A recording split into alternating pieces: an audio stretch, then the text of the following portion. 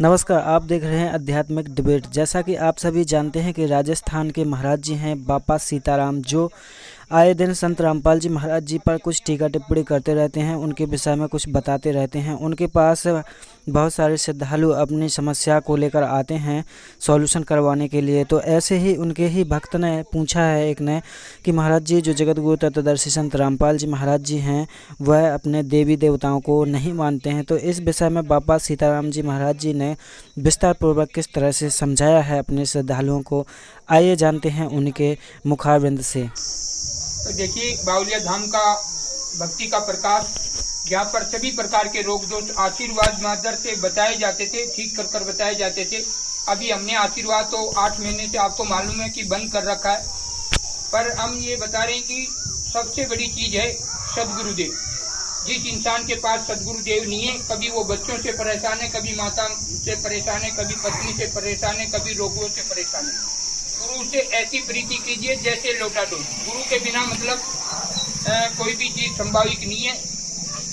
तो गुरु होना, प्रत्येक आदमी को गुरु होना बहुत जरूरी है। तो गुरु के बिना जो भी हम भजन भाव किसी भी देवी देवताओं की पूजा करते हैं, आखिर वो फल देते, पर सत्य को हम समझ नहीं पाते। गुरु की सेवा, गुरु का मान सम्मान, गुरु की मतलब बताई हुई मार्ग पर चलना, मर्यादा करना, ये काम है।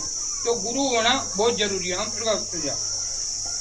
गुरुदेव, मैं एक बात पूछना चाहता हूँ। हाँ जी, कौन सी बात पूछनी? पूछिए प्रकाश। मैं बाबूजी, जो संत रामपाल जी महाराज है, वो अपने देवी देवताओं को नहीं मानते। अपने देवी देवताओं को नहीं मानते? रामपाल जी महाराज को? जी बाबू।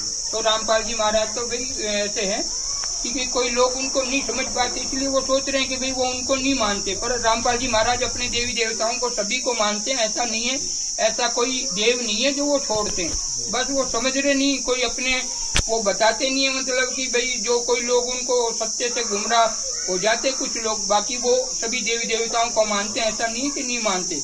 जैसे वो तरीके से बताते, उनका सुमरन, उनका थोड़ा नाम अलग है, पर प्रथम नाम में सभी हमारे जितने भी देवी देवता, हम तो एक कोई मानते हैं, कुल देवी या हनुमान जी या शिव जी या महादेव, पर उनमें सभी देवी देवताओं का जाप होता है। प्रथम नाम उनका अपने देवी देवताओं का ही होता है। अगर वो प्रथम नाम नहीं हो तो वो सुरक्षवासी हो नहीं सकते। सतलोक की बात भी नहीं करेंगे जब तक हम जिस मकान में रहते हैं, जिस लोक में रहते हैं, उन देवी देवताओं को तो मानना ही पड़ेगा उनको। तो ये जो कोई लोग कह रहे हो कि ये चीजें ये नहीं मानते, तो इस वीडियो में आपको बता रहा हूँ कि वो सभी देवी देवताओं को मानते हैं। मतलब जैसे आपने उदाहरण दे रहा हूँ कि एक जैसे पत्नी होती, वो पति का काम करती है, मतलब बिस्तर बिछाती है, कोई भी उनके लिए खाना वाना, पर वो पत्नी अति उत्तम होती है जो अपने जैसे देवरानी होती है, जिठानी होती है, उसकी ननद होती है, देवर होता है, उनके सबको मान मनियार कर, मतलब सभी की इज्जत करे, तो वो उत्तम नारी होती है। नहीं खाली घरवाला की राखे तो फिर सबकी तो सब बुराई करेंगे उसकी, पर वो सबकी रखे घर में, पूरे परिवार की, और फिर पति का सम्मान करती हुई वो करते, तो वो उत्तम नारी होती। इसी प्रकार से वो सभी देवी देवताओं का अपमान नहीं करते, पर कुछ लोग समझ बैठते हैं कि वो अपने भगवानों को नहीं मानते। भगवानों को सब मानते। वो कह रहे कि मूर्ति पूजा, उनको ऐसा लगता है कि मूर्ति पूजा मत करें। उनके कहने का मतलब है कि जब जो गुरु की शरण में चला जाता तो वास्तव में मूर्ति पूजा करने की जरूरत नहीं होती। मूर्ति पूजा से हम दर्शन कर सकते हैं।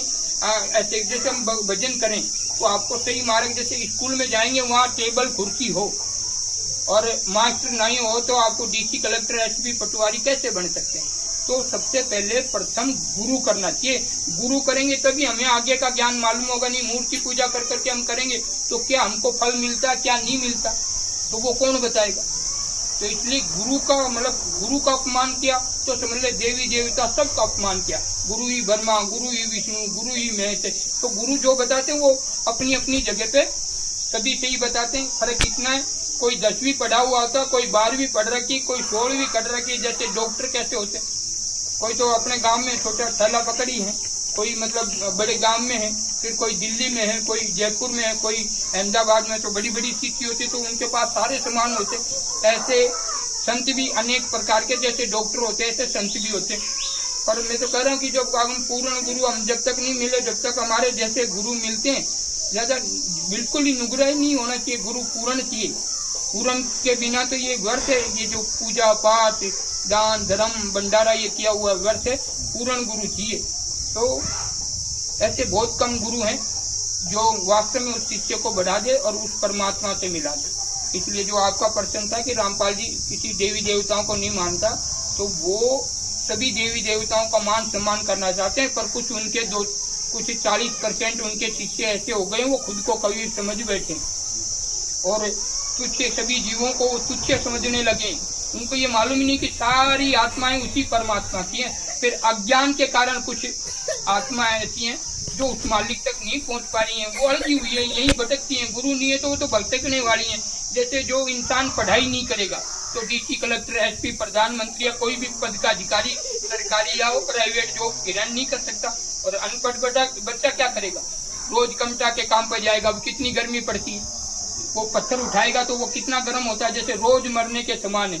ऐसी वो लक्ष्य 84 जिसको बोलते हैं ना, वो लक्ष्य 84 के समान है। गुरु के बिना भजन भाव भक्ति दान किए हुए। और अभी आपको समझ में आया कि वो किसी ऐसे देवी देवताओं का अपमान नहीं करते, पर कुछ अपने स्वार्थ के लिए उनको भी वो भड़काते हैं। हाँ, उनके कुछ 40-50% शिष्य हैं, सभी शिष्यों के बारे में नहीं कह रहा, पर 50% 40% ऐसे शिष्य हैं जो मतलब अन्य साधु हो या महात्मा हो या कोई वो पुण्य आत्माएं उनको जीव और तुच्छ समझते हैं। वो खुद ही कबीर बन बैठे। रामपाल जी तो वो कहते हैं कि सबका सम्मान करो और मर्यादा में रह के सब भक्ति भाव करो और सभी देवी देवताओं को मानो। पर कुछ ऐसे हो जाते हैं, कोई उनके 40% शिष्य ऐसे हैं जो वो नाम दान कोई प्रथम नाम मिल जाता तो सबकी वाट लगाने में लगे रहते कि बस हम ही हैं।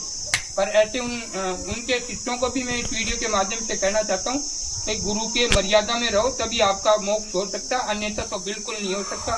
गुरु के मर्यादा उल्लंघन, गुरु का अगर अपमान किया या गुरु के बताए हुए वचनों का खंडन किया तो आप सतलोक तो जा ही नहीं सकते, ये पक्की बात है।